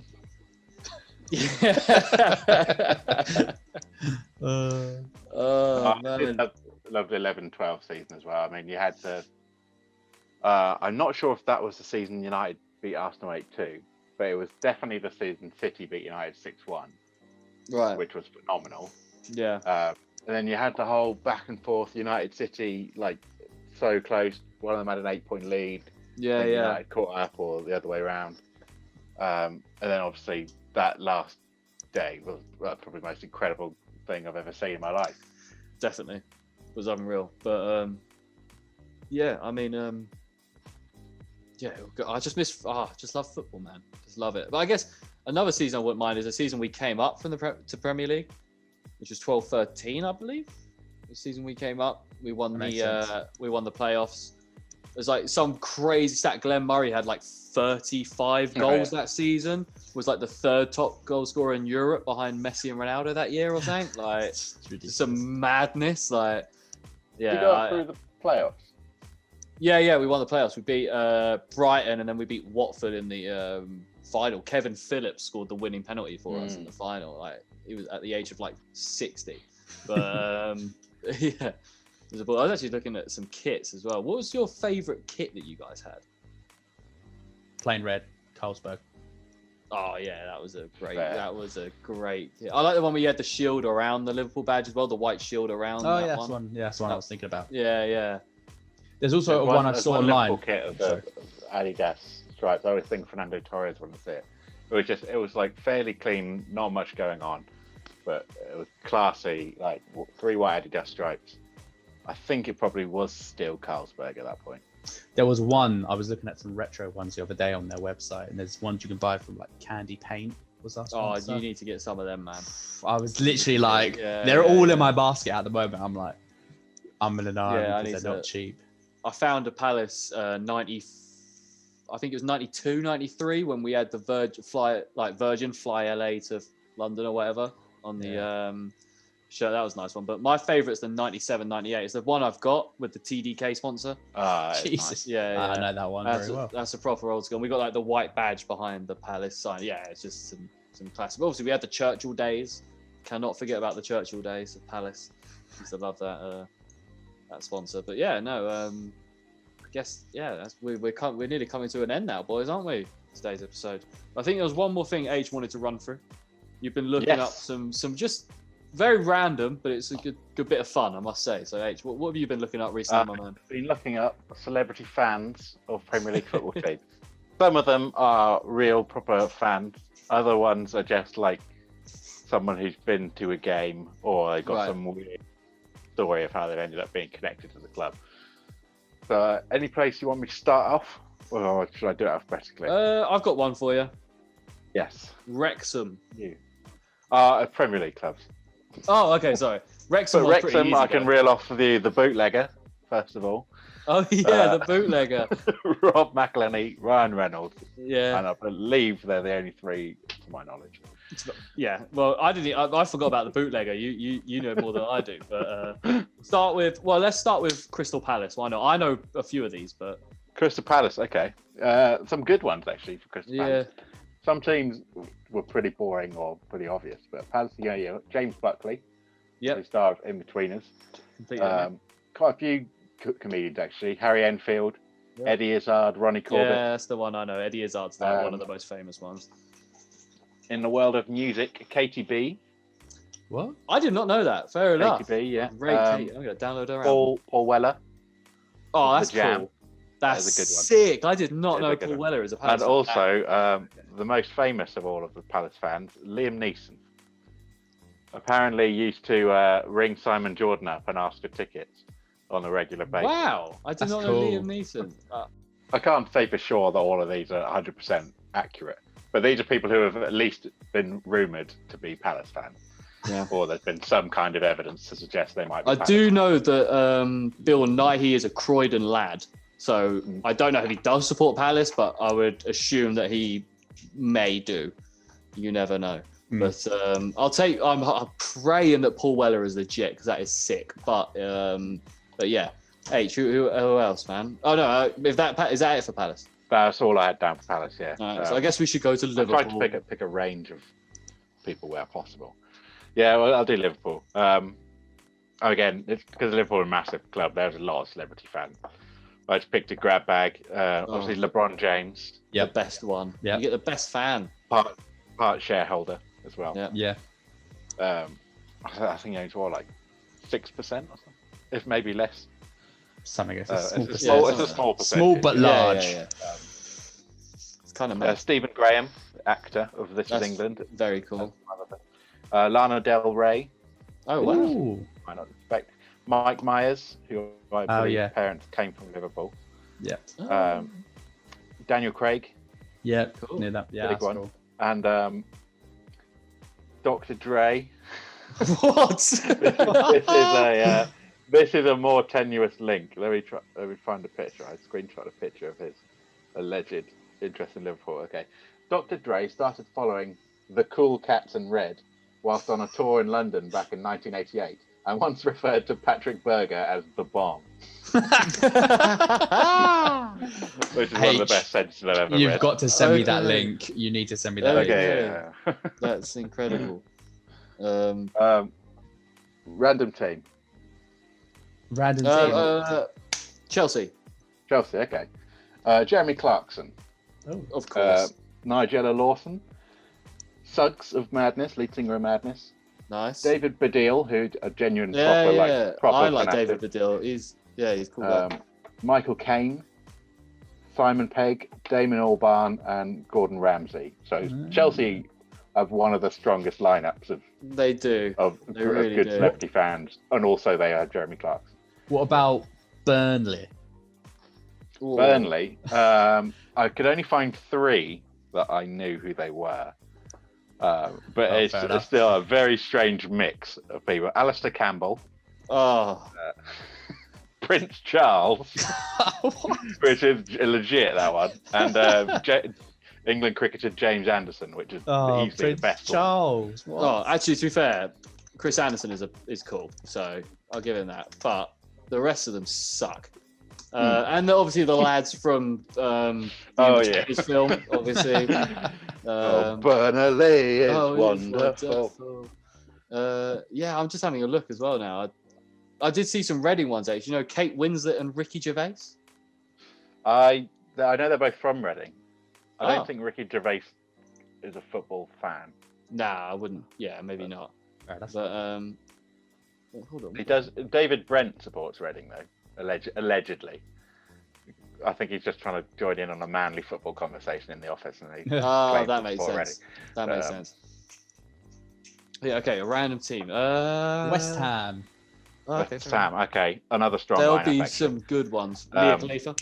I know that's one. Yes, well, that's one I didn't put down. But yeah, very quick to say that, aren't you? Ray Winston, the daddy. Wow. Yeah.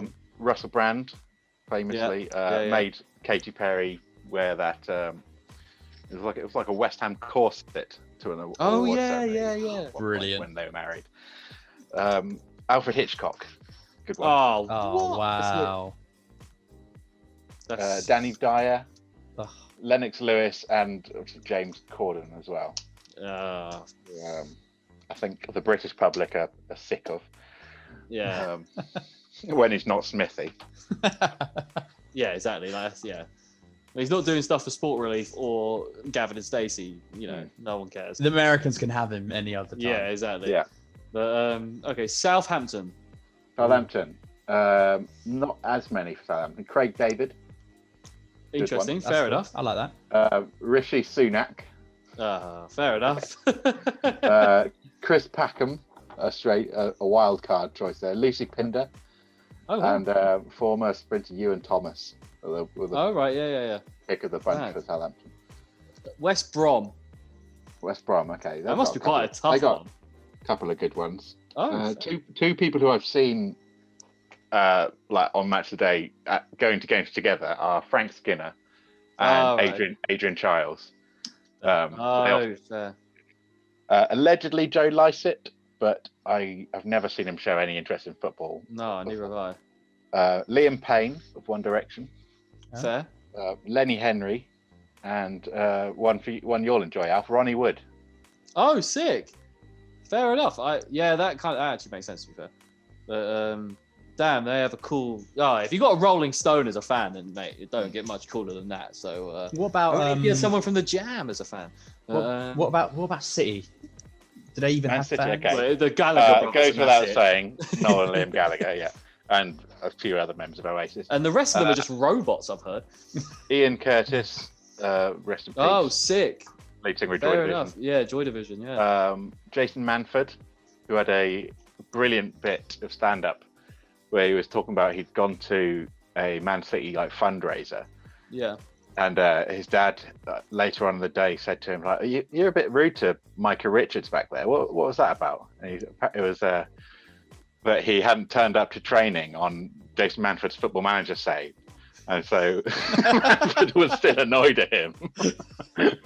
I was off with him the whole night. That's hilarious. Also, Will Greenwood, rugby. Oh, sick! Yeah, I've got a Will signed shirt from Will Greenwood.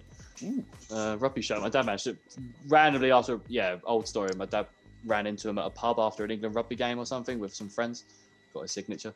But fair enough. But that's cool. That's cool. Yeah. But that's cool. I mean, trying to think of who else now. I'm trying to think of really obscure ones. Not talking about Arsenal. I don't care about Arsenal fans. No, I've got some ones for Arsenal you'll enjoy. Okay, go on then. Okay. Well, I get the ones out of the way first. Matt Lucas. Yeah. Okay. Which is a good one. I saw once I went to Emirates and he recorded this jokey pre-match message on the big screen. I can't remember what he said, but he was just talking a bit of crap. Matt Damon. What? Apparently donated some art to the Arsenal community fund charity thing.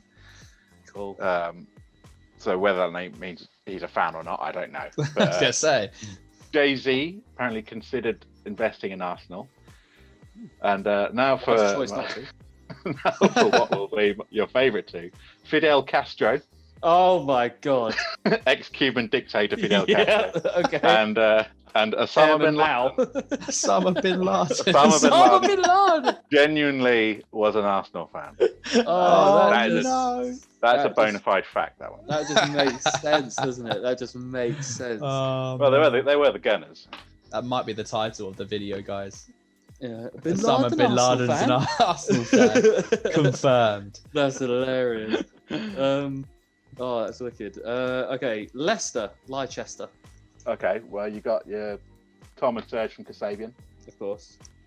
Gary Lineker, Manish Bhasin, football pundit, used to present Yeah. the league show.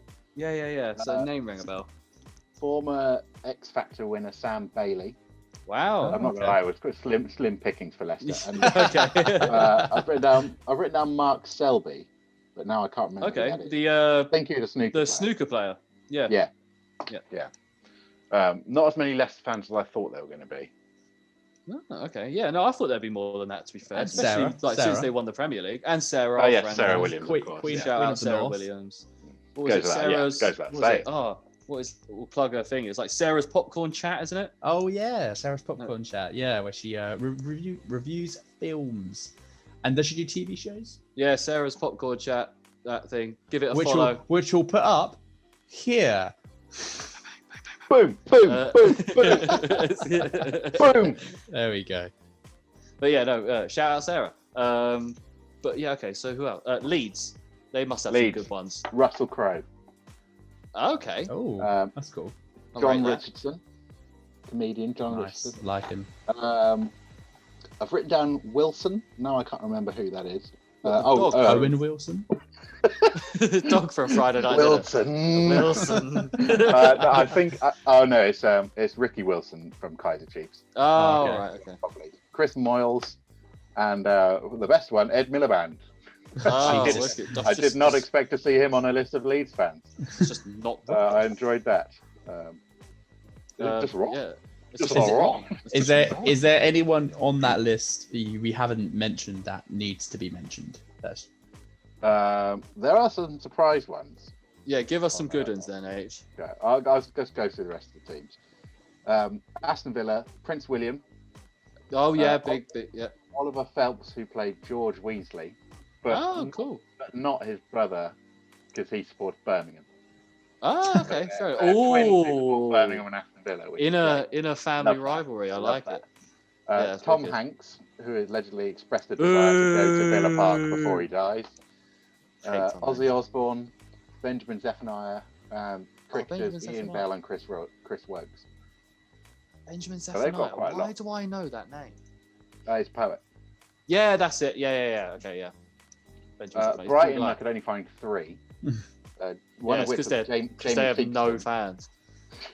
Jamie Theakston. Oh. Jamie Theakston, former Match of the Day and Countdown presenter Des Lynam, Oh yeah, and there's that one, of course. easily the best one, Fatboy Slim, oh my Norman god. Cook, who's from I Brighton. hate that Fatboy Slim supports Brighton. It's a cool one, isn't it? I It's a cool hate one.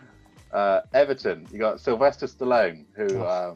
actually saw it at Goodison Park. When I would they played love. Aston. I would pay money to see Sylvester Stallone say Everton. Everton. Everton. Oh, They need to buy a player called Adrian. Adrian. Tony Bellew, who's obviously a Oh Scouser. yeah, Tony Bellew. Tony Bellew. Amanda Holden. Oh wow. Less said about her, the better. Judy Dench. Oh okay. The Dane. John Hurt and John Sir Hurt. Paul that's McCartney said his family supported Everton, but he doesn't really care about football it. himself. Yeah. Fulham, you got Richard Osman, obviously well known for being a Yeah. Fulham fan. Oh, there's some posh people here. I know one at Fulham fan actually. I don't know if you probably haven't though. Example. I forgot about Example. He's not on. Yeah. it. No, Oh, yeah, that's a good shout. He is a Fulham fan. Hugh Grant, Oh wow. Oh, yeah. cool. Okay. It's the posh people coming out. Yeah. John Sullivan, creator of Only Fools and Horses. Wow. May he rest in peace. And Keith and Lily Allen are on the Oh, Fulham cool. list as well, Fair. which is pretty good. Good pair. And if you like probably Alfie Allen as well, I assume. I know Keith Allen is a bit of a prick, but we'll just, no, Keith Allen's a legend. I love Keith Allen. Man United. Okay, Usain Bolt. Oh, yeah. Again, a lot of these are just people who have worn a Manchester United shirt at one point. Justin Timberlake, Rory McIlroy, who I think is actually a genuine fan. Enrique Iglesias. A lot of Irish Man United fans, aren't there? Man United and Liverpool are big over there. Yeah. Pete's also a Man United fan. Shout out. He hasn't got anything that we can plug. Pete Roy, other than just Daniel Bardell. He's a cool guy. Derek Chisora and Floyd Mayweather, and also Rachel Riley, who's a genuine fan. That's cool. I guess disclaimer. Newcastle. Disclaimer quickly for every club, every single one of these clubs. You can say Drake and Snoop Dogg. Yes, they are fans of every football team. So I did see Snoop Dogg come up for. I think it was Burnley. I'm sorry. I'm not writing Snoop Dogg down for supporting Burnley. They both support every football team ever, basically. Yeah. Newcastle obviously got Ant and Dec. Gabby Logan. Tony Blair. Tony Blair. Brian Blessed. Oh, sick! He did a talk at my school once. Brian Blessed when I left. Yeah, he's a really intense guy, but he's funny as hell. The loudest man ever. Yeah. James Bay. Ooh, and cool. Wicked. Brian Johnson of AC/DC. Oh, that's sick. That's good sick. one. Fair. We got Wolves. Oh no, we're still going through. Sorry, Sheffield United. There's 3 teams left. Yeah, Sheffield United have some interesting ones. Jessica Ennis, who's from Sheffield. What does that say? Oh my god. Can't read your own writing. I know the artist. Joe Root. Okay. Oh, Joe Root. Yeah. I think half the Arctic Monkeys support Sheffield United, half for Wednesday. I know Alex Turner's a Wednesday fan. Okay. But that's it. I think I can't remember who else. It was Joe Root, Sean Bean, good one. Oh, that's good. The Beast from The Chase. Oh, Sheffield United fan, which is a banger. And Flea. Oh, that's it, from Red Hot Chili Peppers. Flea, they're the very same, yeah. It's quite ironic that Sean Bean's the Sheffield United fan, because Sheffield United are doing a fucking good impression of Sean Bean's acting right now. They die early and they do not seen for the rest of the film. Don't come back. Spurs, you got Chaz and Dave, Matthew Horn, aka Gavin from Gavin. Oh Station. Yeah. Roger Lloyd Pack, who was Trigger and Any Fools. Oh, sick! Wow. Ben Stokes, Adele, who's from Tottenham. Cool. And a surprisingly big fan of Tottenham is Man v Foods, Adam Richman. Sick! Oh wow, that's cool. Often posting about Tottenham on Instagram. AJ Tracy loves it. Is he a Tottenham fan? Yeah, I think Skepta's a Tottenham fan as well. I think Tottenham again had a lot of people on there. Yeah, I think AJ Tracy definitely is. I'm not sure about Skepta though. And Heady One. Heady One is also a team. Oh, fair. Well, a lot of rappers come from Tottenham. Yeah, they're all North London, aren't they? Wolves had some really good ones. Eric Idle. Nice. Oh wow. Robert Plant. Oh, that's cool. Noddy Holder from Slade. Steve Edge, who you won't recognise off the name, but he plays. I saw his picture and I had to include him. He plays Daryl the racist in Peep Show. Oh, fantastic! I'm so happy he's on here. Oh, are we the baddies? And the last one is it's one of the best. It's Mark Hamill, aka Luke Skywalker. Oh, sick. Oh man. Let me read this out to you. Star Wars legend Mark Hamill has become a fan of Wolverhampton Wanderers Football Club, albeit by accident, after fans on Twitter suggested he could support Wolves. This got a like from Hamill, who played it. When someone asked him if he liked the Wolves, he thought they meant the animal, but he added, "Everyone got so excited, I had to be a fan." Ah, right. With the club adding he had confirmed he was a fan and that the force was strong there. Oh wow! The Joker is just great bands. The Joker is a Wolves fan. I rate it. But But yeah, that's it. That concludes our celebrity football fans. Yeah. I'm happy. Nice one, H. There's some good names in there. There's some really good names. That's very entertaining. Yeah, I'm still gassed on Paul Weller. I'm not gonna lie. I didn't think there were that many cool Palace fans, apart from myself, obviously. But all right. But yeah, that's it for today's episode, guys. It was a bit of a weird one today. It was sort of an amalgamation of a load of different things, wasn't it? But yeah, it's been quite a quiet week for football, really, hasn't it? So FA Cup came hopefully in. some things picked up. How's the game going at the moment? You're watching I don't know, actually. I was watching it, but then my the link for it was just messing up. You mean your paid pass? Still 1-0 in the injury time. That's it. Yeah, it's 1-0. Apparently, City have just missed a penalty.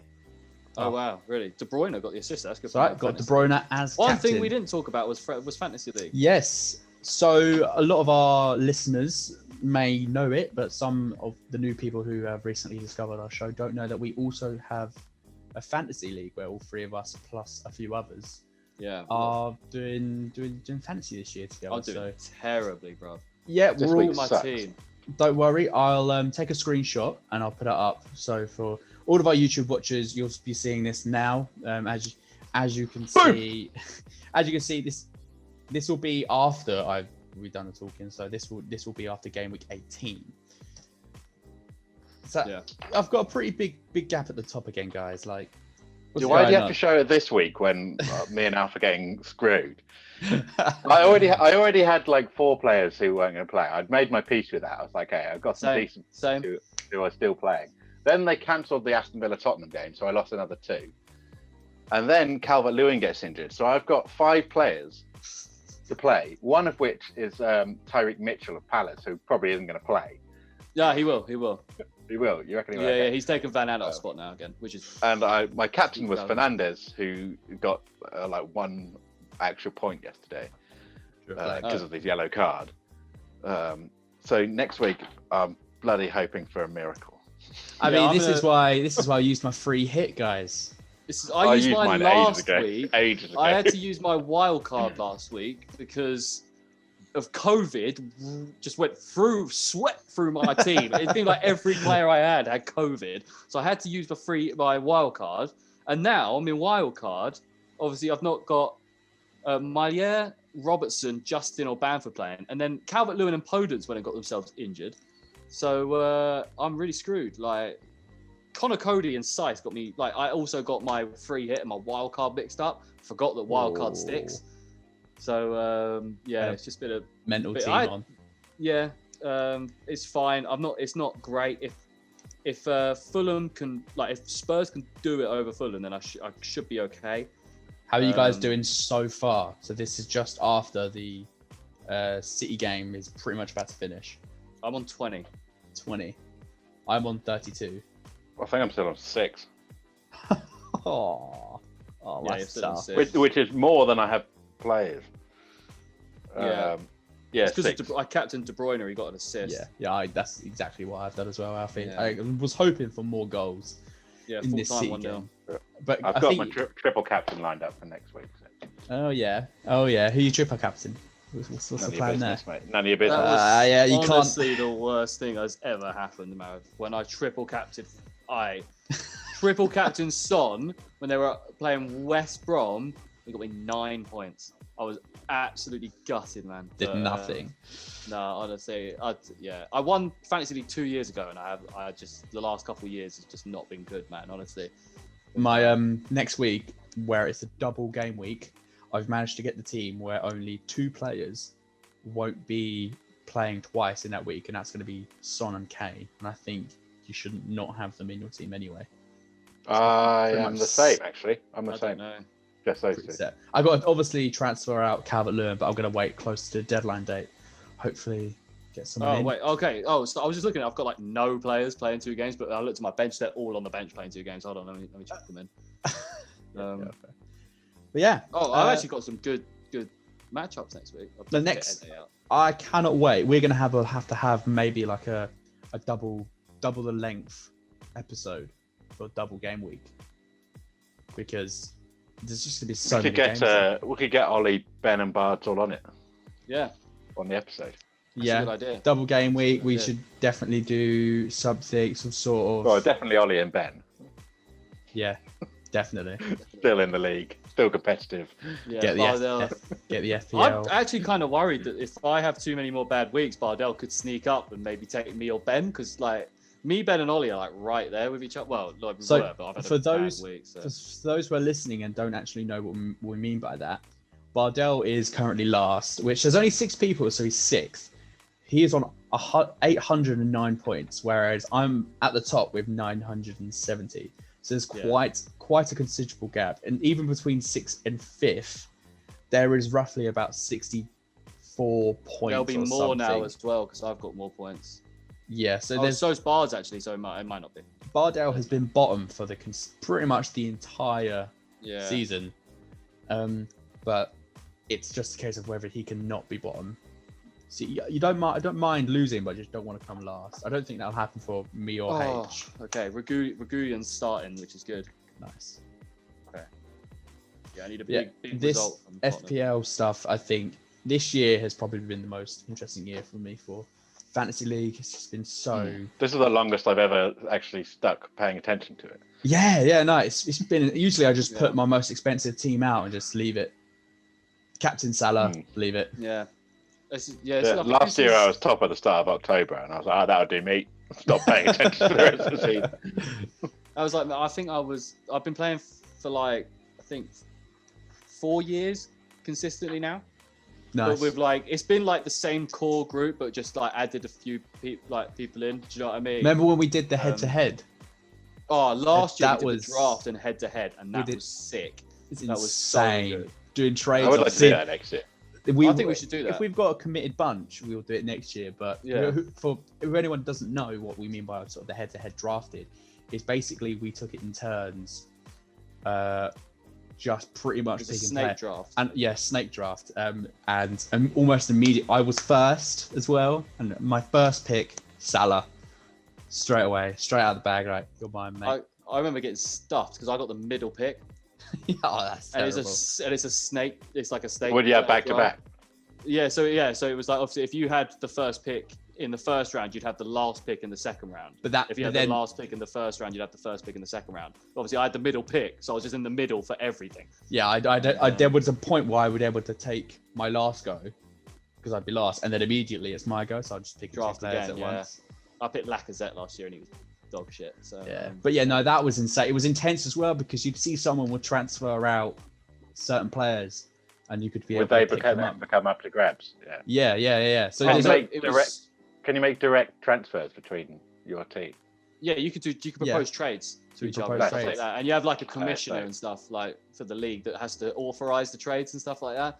And then what was quite good, what made me do well was that no one picked, like apart from Vardy, no Leicester players went in the draft. So after the draft, I looked through my team. I was like, I don't really want this person, and I managed to get like Maddison, Soyuncu, and like these players. I was like, oh, banging. And how did that end? I know it was difficult between me and Ollie up top. I know Ollie came first, you came second, Char came third, I came fourth, Jacob came fifth, I think, and then Liam came last. Do you have a budget? No, you don't. It's just whoever's available. And you can do whatever you can do whatever basically, as many trades as you want on like a week. You don't just get one free transfer. You can do as many as you want, and there's no budgets or anything, so you can just trade. That sounds like something I would prefer, to be honest, than stressing about how much money I've got. And then your total points acts as like a goal difference. Because we went head-to-head. We went head-to-head, so even if I got the worst, if I got the second worst score that week, but I was against Alfie who got the worst score. I'd win and I'd get. Well, this was the thing, wasn't it? Where if we went on normal, I would have come second. But because we did it on the head-to-head, I ended up coming fourth. But I had the second most points out of everyone. It's just that on weeks that I had good weeks, the person I played also had a fucking good week. So you would drop like playing points. It's so peak, but it was good. It's a better way of doing the fantasy league, I think. It's insane. It's mental. But yeah, that was it. But yeah, we should do that next year. If we've got a good because we've got 6 to 8 people. If we can get 8 people in the fantasy league next year. So you don't want too many people because that's really your strat for players. I would actually prefer to have more. Just because it'd be that difficult. Because then you're not going to have some loaded up team. True. Yeah. It'd be interesting. You'd have like maybe 2 or 3 top tier players, and then it would go from that'd be quite interesting, I think. But yeah, I think that's how we should do it. But I guess that's how we wrap up the show. Bit of fantasy talk. That was nice. Fantasy talk. Thanks for kinky. Yeah, thanks for the chat again today, boys. It was great.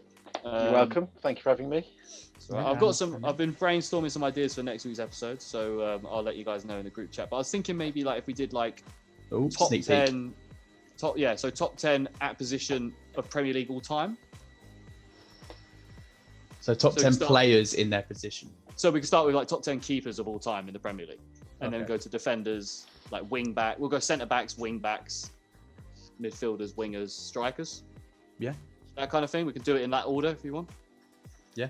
I just thought it'd be quite interesting. We'll obviously cover the football and stuff like that, but yeah, I think it could be a new one. We'll have to get into we'll have to dive into our Premier League knowledge back in like the 90s as well. And have to do some rigorous research in here. Absolutely, man. It's gonna actually take some effort.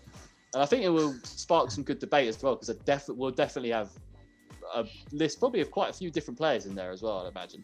I mean, that's given us quite a lot of players to choose from. Oh, definitely, yeah, all time. But yeah, so yeah, we'll probably look out for that next week. But make sure to check us out on YouTube. Well, if you are already, but subscribe and like, and hit that little notification bell, so they get all of our little notification bell.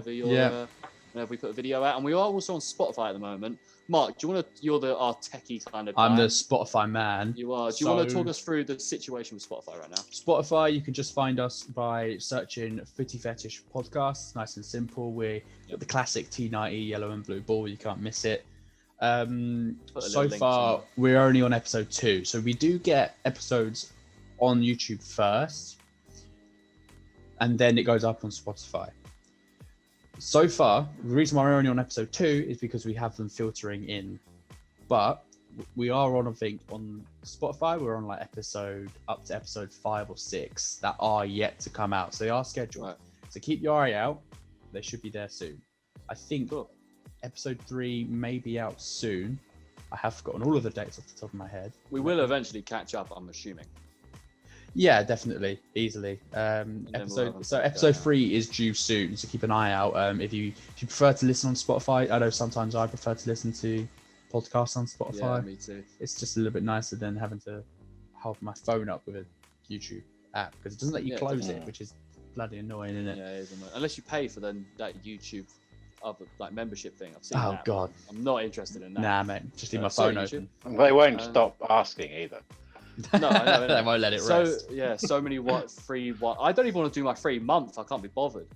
Like, it's just not worth it. But yeah, then you got to remember to cancel it. Yeah, exactly. But yeah, anyway, so yeah, make sure to check us out on both YouTube and Spotify. For all you Apple podcasters out there, sorry, get on Spotify basically, or YouTube. No, I'm only joking. Love you all. But no, we are. Yeah, we'll be back soon next week, same time, pretty much. Normally, it goes out on Fridays usually, doesn't it? Our episodes, I think. Roughly. It's usually Friday. We don't really have a set time at the moment, but it's looking like over the weekend is probably best. Sweet. All right. Well, yeah. Thanks for everyone for tuning in. Yeah, like, subscribe, all that goodness. I'm just going to keep saying it forever. Footy_fetish_podcast on Instagram. Shout out to everyone that helps us out, Sketch Lippy and all them boys, and Bard's Bites. Make sure you go check all them pages out as well. But yeah, see you next week. Laters, everyone. Bye. Bye. Bye. All right.